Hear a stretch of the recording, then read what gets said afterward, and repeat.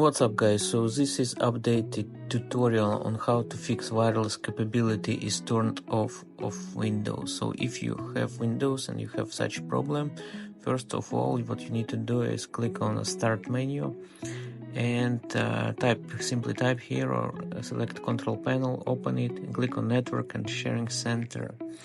So here you need to click on network and sharing center, internet sharing center, change adapter settings.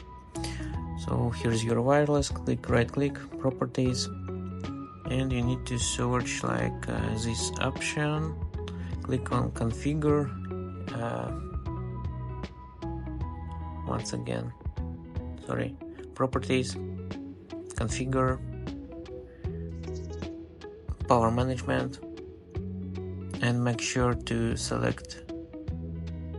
uncheck this option and click on OK. So this is the first step what you should do.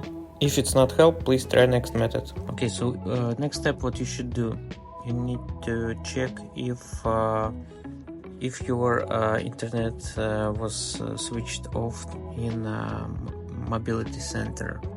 So how to do this? You need to so do not close Windows, simply click on control panel. So in same window, click on control panel and now type in search mobility center. So type mobility and you will see option. So click on it to open. Okay, so here we are in Windows Mobility Center. Here you should click on to turn on your Wi-Fi. If you are not able to click on this button, so it's disabled, that means you have by mistakenly switched off your Wi-Fi on your keyboard.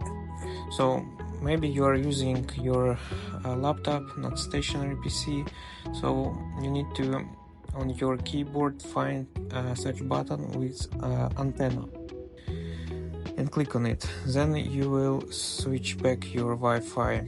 In some laptops you may also click combination of keys, like in this example, so Fn plus F5 or plus F2 button. So this is how it works, like guys. So make sure to check your keyboard. So try all these methods and you should fix your Wi-Fi then easily.